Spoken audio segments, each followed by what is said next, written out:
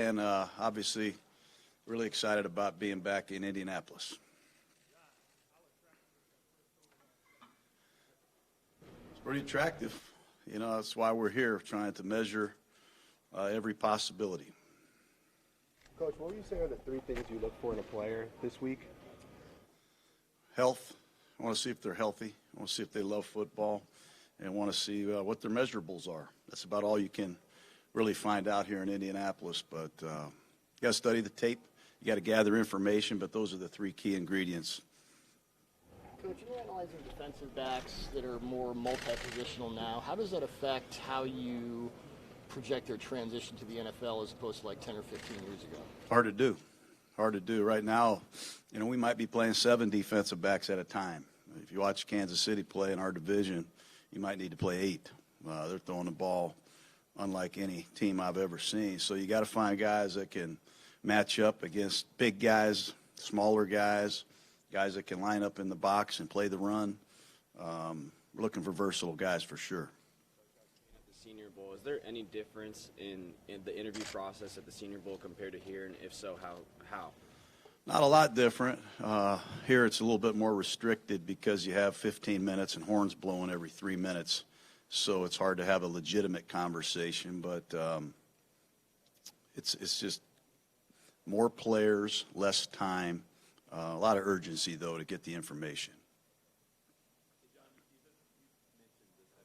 Now that you've played in the AFC West for a year, what are your thoughts on the division and what you have to do to get better in order to compete?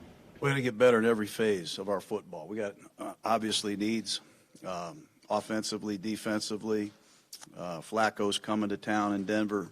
He's a world championship quarterback. We know what Mahomes just did, and Phillip Rivers still very dangerous. So defensively, we've got to improve at all 3 levels, and offensively, we've got to improve as well. Does the Bears kick being 24th impact how you view that trade in retrospect? No, that's just doesn't. And we have no control over what happens really, other than what we do with the pick. John, what do you look for when you're evaluating edge pass rushers? Production. You know, can you win when you're one-on-one? Can you win in adversity when the back is chipping? Can you line up on the left side? Can you line up on the right side? Can you go inside over the guard? And what's your playing style? Can you play 75 or 80% of the snaps? That's how it is in pro football most of the time for the great players. A lot of these guys in college football haven't played more than 50% of the snaps. So what's your endurance like? And obviously your arsenal of moves. You know, do you have a number of ways to get home? Power rush? Do you have an alternative move? But we're looking for instincts and a lot of things. And can you stop the run? You know, you don't get the rush if you don't stop the run. Balance using all your draft picks and maybe building with a young core as opposed to maybe using one of those picks to bring in an established player who might be able to help you out. Yeah, we plan on obviously trying to get younger. We'll see how it goes. You never know what trade opportunities will present themselves. Every veteran player comes with a price tag. You know, these contracts are very expensive. So you have to measure the financial part of things as well as does he fit your scheme and fit your operation. Talking about the passing game, is that just the flavor of the month, or are the Rams and the Chiefs and the Saints, what they're doing, can that sustain it? Can you win a championship with it? I think so. I think you can. You know, the guy in New England can still throw it too. You know, you got to be able to, I think, run the ball in key situations, run out the clock at the end of the game. You got to be able to convert some 3rd and 1, some goal line situations. You got to set up some play action passes. Brady proved that. They had the best play action in all of football. But I think, yes, to answer your question, with the way the passing game truly is today, with all the RPOs, I think you can go all the way with a great pass offense. John, with the way Kyler Murray, what are the physical concerns, and how do you, as a coach, as a guy who schemes up, how do you transcend that? I don't know what the physical concerns are. Are you talking about the height? I think that's been proven to not be as much a factor as maybe it was years ago. If you ask Russell Wilson or Breeze or the kid in Cleveland, you know, I don't know that it's a true impact on the position or the performance. About the passing game, does that change how you evaluate the defensive back? We got to be able to tackle, you see. I think it all starts there. You know, everybody gets enamored with the coverage ability, the length, the speed, all that stuff. You got to be able to tackle these guys in one-on-one situations. We had a guy walk in our room last night, a receiver out of Ole Miss. His name is Metcalf. I mean, he looked like Jim Brown. I mean, he's the biggest wideout I've ever seen. And you got to ask yourself, who's tackling this guy? So if you're a 179-pound corner and you're tackling a 235-pound back or a 230-pound wideout or a tight end, you got to ask yourself, you know, is this what I want to do? So you got to find guys that can tackle big time. And I think sometimes that's overlooked. Coach, as a man who's been in the broadcast booth before in the past, what are your thoughts on expanding replay? I don't have any interest in expanding replay. I have a strong interest in eliminating replay, but that's for another day. John, what do you think of this quarterback class this year? You know what? It's very interesting. I had an opportunity, a unique opportunity to coach some really good players in Alabama at the Senior Bowl. A kid from North Carolina State impressed me. I think Daniel Jones out of Duke has got a huge upside. I think Drew Lock's got a quick release, accurate passer, a lot of production. Haskins, we met last night, met Murray last night. It's a good class. And if they get in the right system with the right coach, could be a great class. Did Murray convince you that he's all football now? Yeah. Yeah, I believe him. My dad drafted Bo Jackson, so I asked him 3 times, are you serious? Are you really? Because no one thought Bo would play baseball back in the day. At least we didn't in Tampa. But it's a sensitive issue. Obviously, the Oakland A's drafted him. We're with the Oakland Raiders. So you want to make sure that the information you gather is correct. You mentioned Metcalf. How do you see the receiving class overall, the depth-wise this year? Yeah, pretty interesting. We'll see how they run. You know, college offenses, sometimes you have to use your imagination with the route trees and things like that. But there's some speed, there's some size, there's some playmakers, and there's some small packages that can really create some offense as well. So I think it's a good group of receivers. Really is. You see a guy as big as Metcalf coming. Is there any skepticism at all? It's like, boy, maybe he lost flexibility to get that big, or maybe. You know, we had pictures of him with his shirt off at the, made me want to get in the weight room last night. I mean, this guy's really put together, but no, he shows good elusiveness, good change of direction, and I think he's healthy. I think he's been cleared medically, which is the number one thing we wanted to find out. And your staff, do you feel better a year in and having a chance to get back? No, not really. I mean, we won 4 games. We got a long way to go.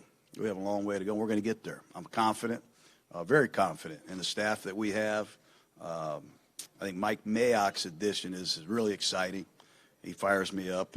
A lot of energy, a lot of energy, a lot of intelligence, a lot of, I think, creativeness that's going to help our building. And we're eager to try to get better through free agency and through the draft and through our development of players. John, you said you want to get younger and the financial possibilities, maybe making a trade for a veteran player. Would that take you out of the market for someone like an Antonio Brown because of the age, the possible finances that come with it? Well, I don't like veteran players, so I'll just leave it at that.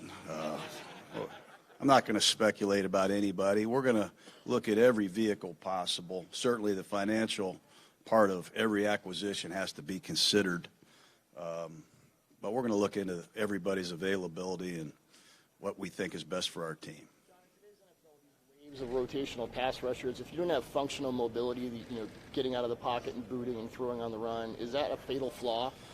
I don't think so. Like I said, a guy that keeps winning the Super Bowls isn't going to win the short shuttle championship. The guy's just an amazing football player, and he's proven you don't have to get on the edge and run for first downs and attack the perimeter. There's a lot of ways to get things done, and it all depends on the supporting cast and the performance of your team. John, yesterday Mike said that Derek is a franchise quarterback. Would you agree with that assessment? Yeah, I would. Yeah, I think it was well said. Your franchise quarterback? Yeah, he's our franchise quarterback, yes. I'll try to make that clear. Coach, how do you feel about the Lions and XFL? Do you think that is a plausible league that would be able to bring some new FAs that doesn't necessarily? A love it. Yeah, I think it creates opportunity for coaches too. And I love football at any level. And I think the more leagues there are, the more opportunity there is. And I think that league's off to a great start. They even got some good broadcasters. I was listening to it the other night. How much are your personnel guys tracking those leagues? They are every game. Every game. We get a write-up every game of who stood out. And like I said, we're evaluating the coaches in that league as well. Impressive guy, man. Redshirt sophomore, 50 touchdown passes at Ohio State. A big guy. You feel his presence when he walks in a room. He's a really calm, cool customer, and they did a great job at Ohio State transitioning from an offense, from a running quarterback to a passing quarterback. That's why Urban Meyer's one of the great college coaches of all time. At the Senior Bowl, you said that you don't put too much weight into measurables, that a lot of the players come in all different sizes. Are there anybody in particular that doesn't fit the quota that you're looking at currently, whether it's safety or? No, I don't discriminate against anybody, size-wise. John, with you mentioning the more and more passing that goes on in the league, does that make it more imperative to find the interior defensive linemen, the tackles, guys that can provide pressure more so than just being the big run stopper like they used to be? Yeah, I think edge pressure sometimes is perceived to be the most important, but the closest yard to the quarterback is right in front of you. And, we won a championship. Warren Sapp was a big part of that. When we were in Green Bay, Reggie White was a big part of that. If the quarterback can't step up, it really helps your edge rushers, and that's important. We drafted 2 young pass rushers inside last year, and we might be in the market for another one. 2 more questions, please. You might potentially look to the safety position that you may potentially look to the free agent pool to augment on your team, particularly how you were just talking about how you like defensive backs to be a tackler. Yeah, we're looking at the safeties. We're looking at the safeties in free agency and in the draft. And, when Kelsey's in your division and Antonio Gates is in your division, you'd be looking at safeties too.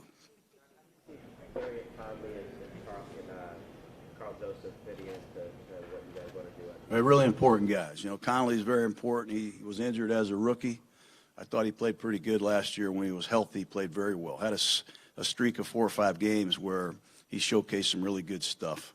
And Carl Joseph has asserted himself as a leader on our football team, and those are 2 young guys that we're going to count on. Thank you, Coach. Thank you, guys. Have a good day.